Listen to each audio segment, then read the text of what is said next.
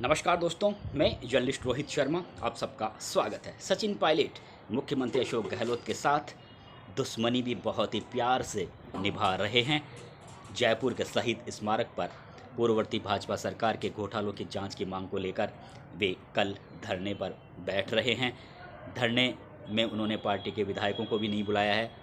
वे जानते हैं, उनकी एक बहुत बड़ी प्लानिंग है, क्योंकि वे जानते हैं कि जब मानेसर होटल में अपने पार्टी के विधायकों को लेकर वे अपनी मांगों को मनवाने के लिए गए थे, उस समय ये बात जोर शोर से कांग्रेस पार्टी में उठी थी। राजनीतिक हलकों में भी चर्चा हुई थी। ये दिल्ली में तमाम बड़े नेता बैठे थे, उन्होंने इस सचिन पायलट के रवैये को गलत माना था और उन पर आरोप लगे थे कि वे अपनी ही पार्टी की सरकार को गिराने का प्रयास कर रहे थे। यानी उन्होंने बहुत बड़ी अनुशासनहीनता की है। उसके बाद में उन्होंने सजा भुगती भी है। लेकिन इस बार वे अपने इस अनशन के कार्यक्रम में पार्टी के विधायकों को बिल्कुल भी नहीं बुला रहे हैं। हालांकि पार्टी के जो उनके समर्थक है, कार्यकर्ता है, वे जरूर उनके इस अनशन के कार्यक्रम में शामिल हो रहे हैं। अब देखिए, चुनाव चालू साल के अंत में ही चुनाव हैं, करीब 7 महीने बाद चुनाव होने वाले हैं और जिस तरह का ये तूफान उनके इस अनशन के कार्यक्रम के तहत एक बार फिर से राजस्थान कांग्रेस में आ रहा है, तो ये तूफान एक बहुत बड़ा तूफान इसको कह सकते हैं। देखना यह है कि कांग्रेस पार्टी के रणनीतिकार जो दिल्ली में बैठे हुए हैं किस तरह से इस तूफान को शांत कर पाते हैं या नहीं। वैसे ये तूफान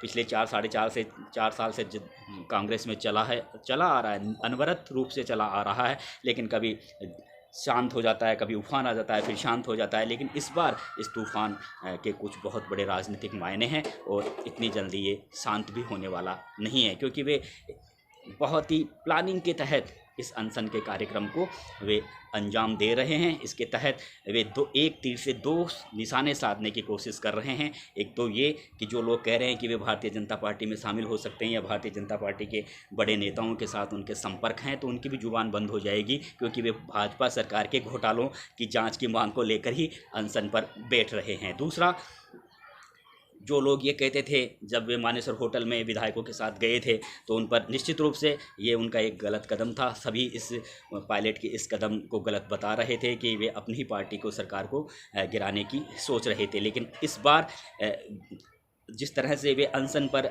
अब जाने वाले हैं और कांग्रेस पार्टी के जो कई लीडरों के बयान आए हैं कि सचिन पायलट को एक बार इस तरह से अनशन का कार्यक्रम करने की बजाय पार्टी फोरम पर ये बात उठानी चाहिए थी। लेकिन इस बात को आप इस तरह से समझ सकते हैं, जब उन्होंने जयपुर में अपने आवास पर संवाददाता सम्मेलन आयोजित किया, तो वे बाकायदा पूरे पोथन ने साथ लेकर, वो उन सभी लेटरों को साथ में लेकर, पत्रों को साथ में लेकर वे आए थे और उन्होंने कहा था कि उन्होंने कितनी बार तो AICC के दफ्तर को लेटर लिखा घोटालों की जाँच की मांग को लेकर, कितनी बार उन्होंने मुख्यमंत्री अशोक गहलोत को लेटर लिखा, लेकिन एक बार भी न तो कोई लेटर का जवाब आया और ना ही उनके लेटर पर किसी भी तरह की कोई सकारात्मक कार्रवाई हुई। इसलिए वे अब इसी मांग को लेकर अनशन पर बैठ रहे हैं, जो उनका अधिकार है। अधिकार इसलिए है कि 2018 के विधानसभा चुनावों से पहले कांग्रेस पार्टी जनता में इसी बात को लेकर गई थी कि अगर कांग्रेस पार्टी की राजस्थान में सरकार बनती है तो भाजपा सरकार के घोटालों की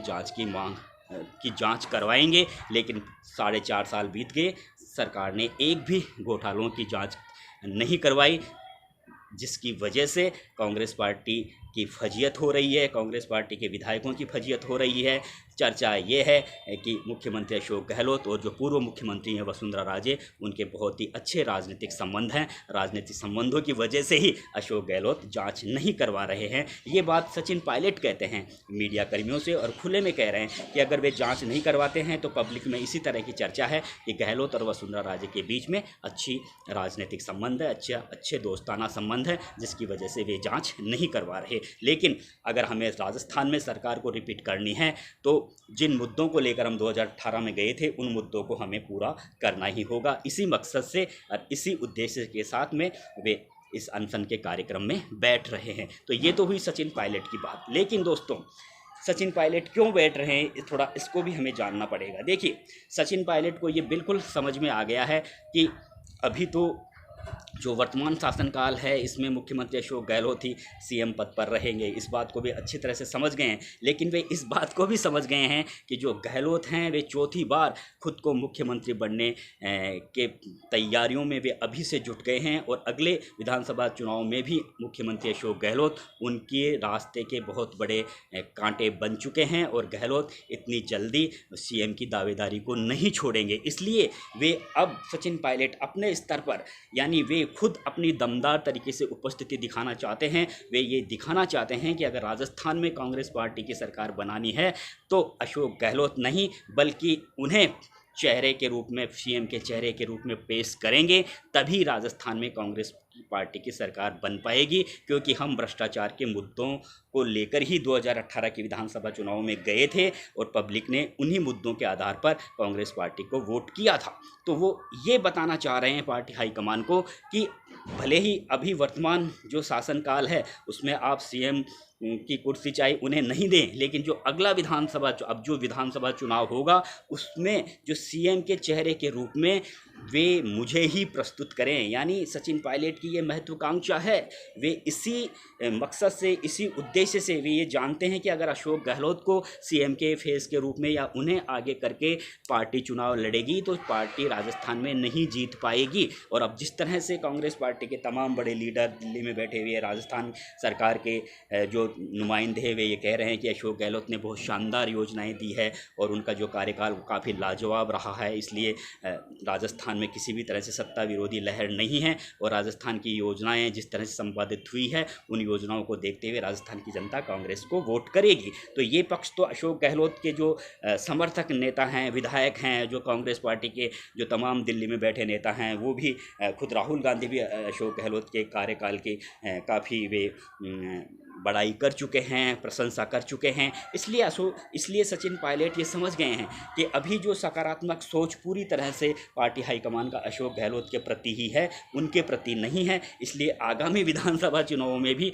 अशोक गहलोत ही बाजी मार सकते हैं सीएम की कुर्सी को लेकर। इसलिए वे अभी से इस तरह के रास्ते बनाने की कोशिश कर रहे हैं कि पार्टी हाईकमान थोड़ा उन पर भी नज़र डाले और अगर वे बताने की कोशिश कर रहे हैं कि अगर अशोक गहलोत को आगे करके चुनाव लड़ा गया तो राजस्थान की जनता कांग्रेस को वोट नहीं करेगी, क्योंकि राजस्थान की जनता के साथ कांग्रेस पार्टी वादा खिलाफी कर चुकी है 2018 के चुनावों में। क्योंकि 2018 के चुनावों में भाजपा सरकार के घोटालों की जांच की मांग को लेकर ही राजस्थान की जनता ने कांग्रेस को वोट किया था, लेकिन 4.5-5 साल निकल गए, एक भी घोटालों की जाँच की मांग राजस्थान के मुख्यमंत्री अशोक गहलोत ने नहीं करवाई। तो वे इसी मकसद से, यही बात वे पार्टी हाईकमान को समझाना चाहते हैं और इसी तरह के मुद्दों को लेकर वे राजस्थान की जनता का भी समर्थन हासिल करना चाहते हैं, ताकि पार्टी हाईकमान आने वाले विधानसभा चुनावों में उन्हें सीएम के रूप में प्रोजेक्ट कर दे, ना कि अशोक गहलोत को। तो ये एक बहुत बड़ी प्लानिंग है सचिन पायलट की।